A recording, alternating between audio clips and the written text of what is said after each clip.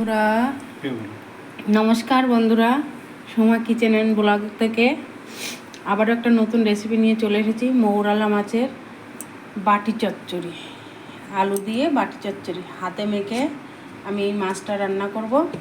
তার জন্য লাগবে এরকম পেঁয়াজ, 5টা পেঁয়াজ, রসুন, আদা, টমেটো, কাঁচা লঙ্কা লাল লাল দেখে, ধনেপাতা আর আলু।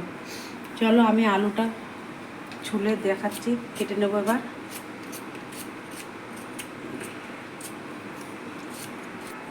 চলো আমি আলুগুলো কেমন করে কেটে নেবো দেখাই তোমাদেরকে।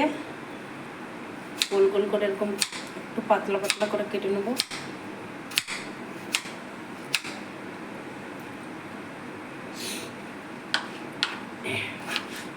এই রেসিপিটার সাথে এরকম আলু দিয়ে করলেই বেশি সুন্দর লাগবে খেতে। দেখো আমি আলুগুলো এরকম করে কেটে নিয়েছি।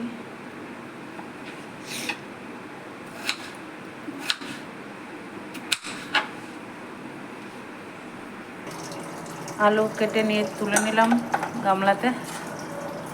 একদম পাতলা পাতলাই করবে, কারণ মাছগুলো ছোট তো, না হলে গলতে চাইবে না। এখন চলো আমি এবার পেঁয়াজগুলো কেটে নেব,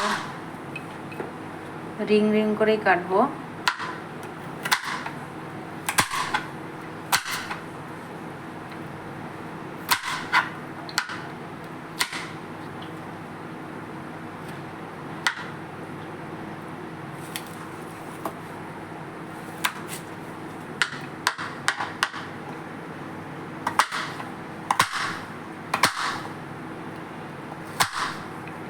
পেঁয়াজগুলো আমি এরকম করে কেটে নেবো।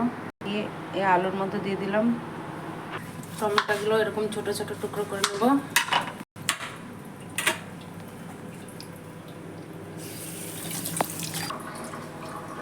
আদা, রসুন আর কাঁচা লঙ্কা বাটাটা আমি এর উপর দিয়ে দেবো। এবার এর উপর আমি মাছগুলো দিয়ে দেবো। তোমরা অনেকেই এইভাবে খেয়েছো, অনেকে খাওনি, কিন্তু আমার এই রেসিপিটা দেখে বাড়িতে একবার ট্রাই করবে, দেখবে সকল বন্ধুদের ভালো লাগবে। স্বাদ অনুসারে লবণ দিয়ে দেবো। 1 চামচ মতন জিরে গুঁড়ো দেবো।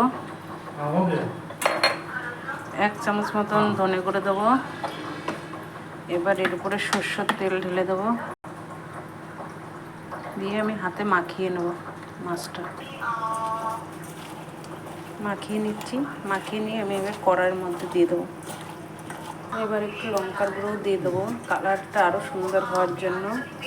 কিছুটা ধনেপাতা কেটে দেবো। গ্যাসটা জ্বালিয়ে নিলাম। এবার আমি গ্যাসের কড়াইটা গরম হয়ে গেলে একটুখানি তেল দিয়ে দেবো। তেলে আমি জিরে ফোড়ন দেবো। ফোড়নে প্রথমে আমি তেজপাতা, একটা শুকনো লঙ্কা দিয়ে দিলাম। এর মধ্যে জিরে দিয়ে দেবো।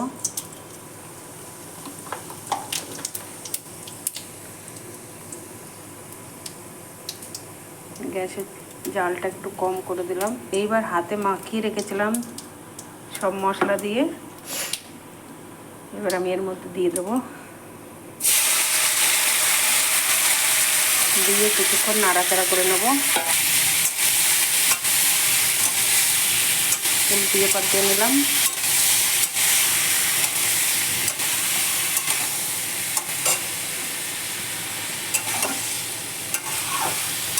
সামান্য পরিমাণে একটু জল দিয়ে ঢাকা দিয়ে রেখে দেবো। কিছুক্ষণ নাড়াচাড়া করে নিতে হবে, তাহলে যে মশলার হালকা গন্ধটা সেটা আর করবে না। একটুখানি টাইম, 2-3 মিনিট এরকম নাড়াচাড়া করে নিতে হবে। যেহেতু মশলাটা আমি হাতে কষিয়েছি, বেশি কষাতে হবে না, একটুখানি নাড়াচাড়া করে নিয়ে জল দিয়ে ঢাকা দিয়ে রাখতে হবে। তোমরা সকলে এই রেসিপিটা বাড়িতে বানাবে, বানিয়ে আমাকে জানাবে, কমেন্ট করবে, লাইক করবে, শেয়ার করে জানাবে। কমেন্ট না করলে আমি বুঝতেই পারছি না তোমাদের কেমন লাগছে আমার এই রেসিপিগুলো। অনেক কদিন হলো আমি আমার শরীর খারাপের জন্য আমি নতুন রেসিপি আনতে পারিনি। এখন মোটামুটি ঠিক আছি। এখন থেকে প্রতিদিনই তোমাদের নতুন নতুন রেসিপি দেখাবো। তো তোমরা শুধু আমার সঙ্গে থেকো। দেখো মাছটা থেকে তেল ছাড়ছে। এবার আমি গ্যাসের ফ্লেমটা কম করে দিয়ে একটু জল দিয়ে ঢেকে দেবো। এই গামলাটা ধুয়ে একটু জল দিয়ে ঢেকে দেবো।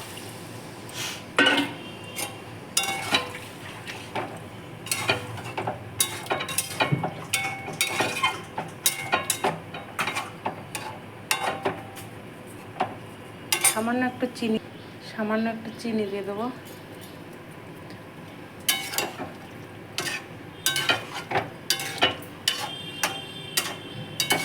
এইবার আমি ঢাকা দিয়ে রেখে দেবো কিছুক্ষণ।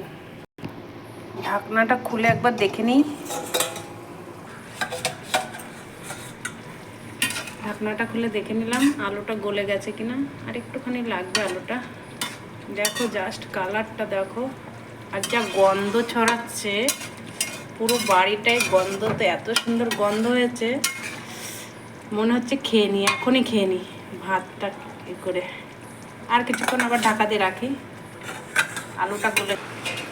এবার আমি এটা ঢাকনা খুলে দেখি আলুটা বয়েল হয়ে গেছে কিনা।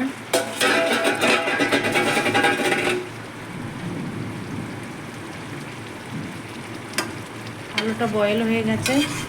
এবার এতে আমি গরম মশলা আর ধনেপাতা দিয়ে নামিয়ে নেব। প্রথমে একটু ধনেপাতা দিয়েছিলাম, আবারও একটু ধনেপাতা দিয়ে নামিয়ে নেব। একটু গরম মশলা, সামান্য একটু মিট মশলা দেবো। মিট মশলা দিলে আলাদা একটা সেন্ট হবে। এবার আমি নামিয়ে নেব।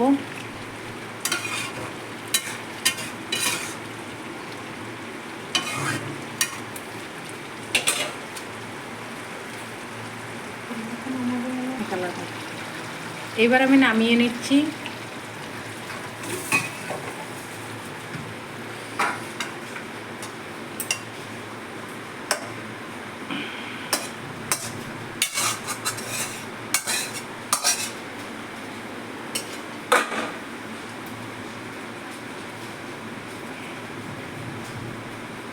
তো তোমরা সবাই এই রেসিপিটা বাড়িতে একবার ট্রাই করে দেখবে। মৌরলা মাছের আলু দিয়ে বাটি চচ্চড়ি, এত সুন্দর টেস্ট এই মাছটা খেতে। সবাই খেয়েছো হয়তো মৌরলা মাছ অন্যরকমভাবে, এইভাবে একবার বানিয়ে খেয়ে দেখবে। আশা করছি সবারই ভালো লাগবে। বন্ধুরা তোমরা সবাই আমাকে লাইক করবে, কমেন্ট করবে, সাবস্ক্রাইব করবে আমার চ্যানেলকে। কমেন্ট না করলে আমি বুঝতেই পারছি না আমার এই রান্নাগুলো তোমাদের কেমন লাগছে। প্লিজ প্লিজ কমেন্ট করে জানিও কেমন হচ্ছে রান্নাগুলো।